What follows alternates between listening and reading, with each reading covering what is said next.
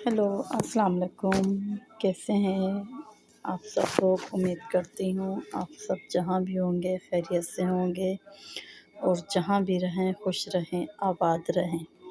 सबसे पहले आप सबका बहुत-बहुत शुक्रिया मेरी बेटी की वीडियो को पसंद करने के लिए और उसको दुआओं में याद रखने के लिए। आप सबका बहुत-बहुत शुक्रिया। आज मैं लाई हूँ आपके लिए देसी घी की रेसिपी, जो कि है घर की मलाई से मक्खन और मक्खन से हम देसी घी निकालेंगे। उम्मीद करती हूँ बाकी रेसिपियों की तरह आपको मेरी ये रेसिपी भी पसंद आएगी।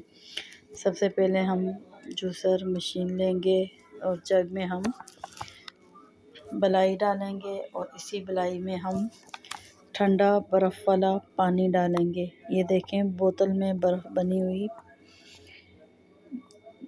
है और उसी में मैंने पानी डाला है। पानी डालने के बाद हम इसे ब्लेंडर को चलाएंगे। 5 मिनट चलने के बाद इसमें से मक्खन निकल जाएगा और ये पेड़े की शक्ल अख्तियार कर लेगा, जिसकी वजह है कि हमने इसमें ठंडा पानी डाला है। और आप देखें, अब जो मैं मक्खन निकाल रही हूँ मैं ठंडे पानी में ही डाल रही हूँ। जो पानी हम जग में डालेंगे वो भी ठंडा होगा और जिसमें हम मक्खन डालेंगे वो भी बर्फ़ वाला ठंडा पानी होगा। बस जग में हमने कुछ नहीं डाला था, सिर्फ मलाई थी और ठंडा पानी था, ठीक है, इसके अलावा कुछ भी नहीं था। और जूसर मशीन को हमने 2 मिनट चलाना है, फिर बंद करना है, फिर चलाना है, फिर बंद करना है। ये देखें, अब मैं वही प्रोसेस दोबारा कर रही हूँ। 3 चम्मच कम से कम, जो चम्मच मेरे हाथ में है 3 चम्मच इसमें मलाई का डाला है और मशीन को स्टार्ट कर लिया है। 2 मिनट चलाने के बाद अब मैं इसमें ठंडा पानी डालूँगी, बर्फ़ वाला ठंडा पानी डालूँगी। ये देखें, इसमें गर्म पानी नहीं जाएगा, सिर्फ ठंडा पानी जाएगा। इसी की वजह से मक्खन जो है वो पेड़े की शक्ल अख्तियार कर लेगा और आपको निकालने में आसानी होगी। और आप साफ़ सुथरा एक कपड़ा अपने पास रखिएगा, क्योंकि ये मलाई है, मक्खन है और सारी चिकनाई हो जाती है, सब चिकना हो जाता है। आप फिर साफ़ कपड़े से साफ़ करते रहिएगा तो आराम से आपका काम हो जाएगा।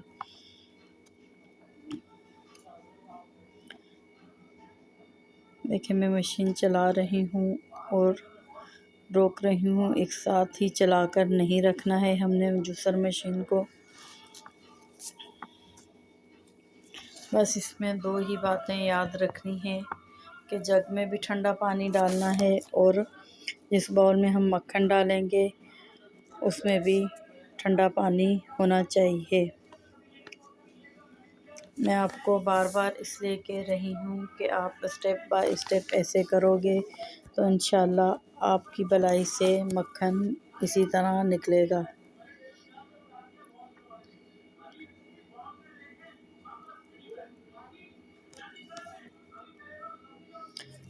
मैं तमाम काम आपके सामने ही कर रही हूँ, ये देखें। अच्छा, जो जग में पानी बचेगा उसे हमने ज़ाया नहीं करना है, उसे भी हमने अलहदा से रखना है। उसकी हम कढ़ी बना सकते हैं, जो कि बहुत ही लजीज और मज़े की बनती है। अब इस पेड़े को हम हाथों की मदद से अच्छी तरह दबाएंगे ताकि इसमें से तमाम पानी निकल जाए। और हर दफ़ा हमने जब भी मलाई डालनी है तो साथ दूसरा पानी डालना है, इसी पानी में मलाई नहीं डालनी है।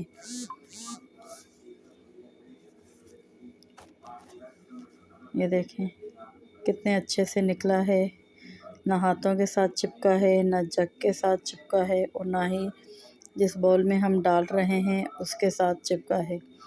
इसकी यही वजह है कि ठंडा पानी, जितना ठंडा पानी होगा हमारा उतना ही हमारा काम अच्छे से और इजी तरीके से हो जाएगा।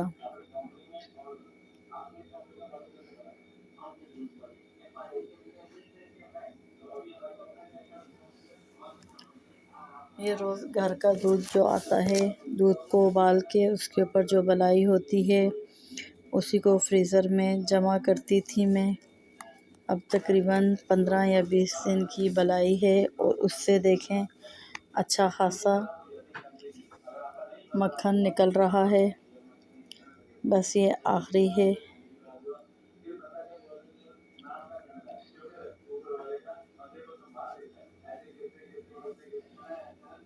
इसको भी हम सेम इसी तरीके से दोबारा करेंगे।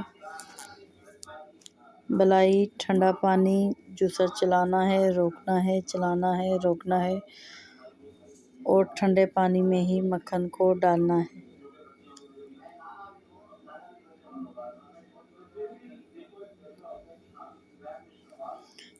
देखें, खुदा की शान देखें कि एक चीज़ से कितनी चीज़ें बन के तैयार हो जाती हैं। मलाई से मक्खन निकाला, मक्खन से लस्सी निकली, अब फिर मक्खन से हम देसी घी बनाकर आपको सिखाएंगे।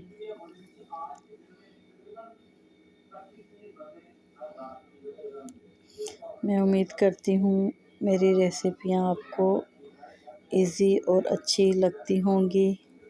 मैं बहुत इजी तरीके से आपको सिखाती हूँ ताकि तमाम बच्चियाँ आराम सुकून से और इजी तरीके से मेरी रेसिपी को फॉलो करके खाने बना सकें।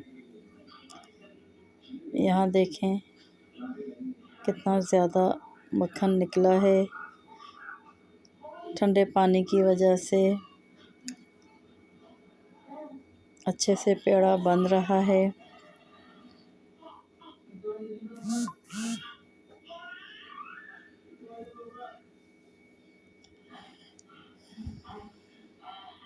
आप जितना इसे अच्छे से दबाएंगे तो इसके अंदर से तमाम पानी निकल जाएगा।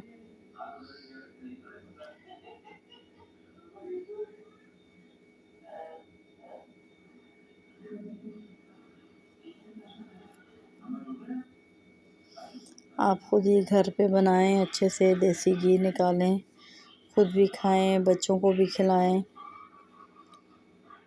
अपने हाथ से बनी हुई चीज़ का मज़ा ही दोबाला हो जाता है। देखें, यहाँ पर मैंने तमाम मक्खन निकाल लिया है और ये हमारी लस्सी यहाँ पे रेडी हो गई है। हम आप इससे कढ़ी बना सकते हैं और इस मौसम में तो कढ़ी भी बहुत अच्छी लगती है और पराठे भी बहुत अच्छे लगते हैं। गर्मी में तो ये चीज़ें खाई नहीं जाती, मुझसे तो कम से कम नहीं खाई जाती। ये देखें, अभी मैं आपको दिखाती हूँ निकाल के कितना अच्छे से जमा हुआ मक्खन निकला है। देखें, ये सिर्फ ठंडे पानी की वजह से इतने आराम से निकल गया है। ये देखें, ये तकरीबन मेरे पास आधा किलो या 3 पाव तक मलाई होगी, उससे अच्छा खासा मक्खन निकला है। अब हम इससे देसी घी निकालेंगे।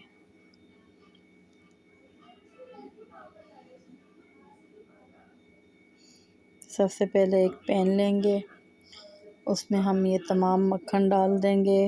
पानी वगैरह कुछ भी हमने नहीं डालना।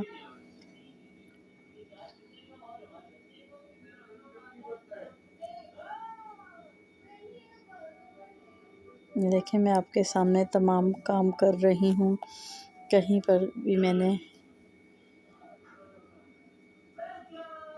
वीडियो तेज़ नहीं की है। अब तमाम मक्खन इसमें डाल लेंगे और मैं थोड़ा सा मक्खन बचा कर रखूँगी। अब हम गैस को तेज़ कर लेंगे।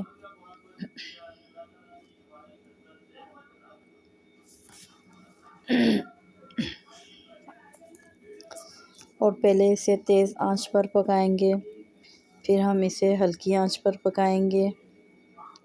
अब हमारा मक्खन पिघल रहा है, इसमें हमने पानी वगैरह कुछ भी नहीं डाला है।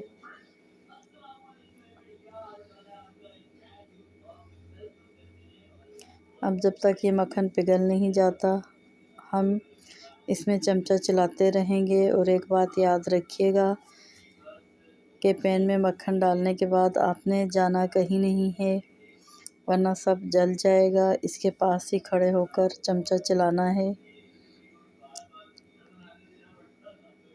ये देखें, अब यहाँ पे हमारा तमाम मक्खन पिघल गया है। अब इसी पे आस्ता आस्ता से दाने बनने स्टार्ट हो जाएंगे। देखें, दाने बन रहे हैं। अब जैसे ही ये पकता जाएगा इसमें से खुशबू आने लग जाएगी देसी घी की, और इसमें फिर झाग भी बनना स्टार्ट हो जाएगी। जब इसमें झाग बनना स्टार्ट होगी तो आप समझ जाइएगा कि हमारा देसी घी रेडी होने वाला है।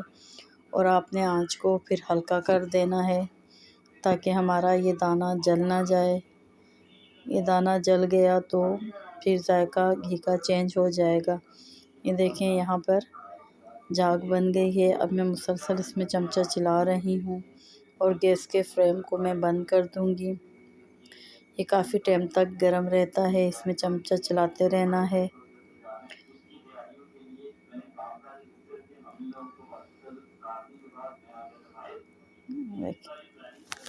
जब हम इसको छानेंगे इसका बहुत अच्छा कलर होगा। अभी इसमें दाना है, इस वजह से इसका कलर डार्क लग रहा है। अभी मैं आपको छान कर दिखाती हूँ।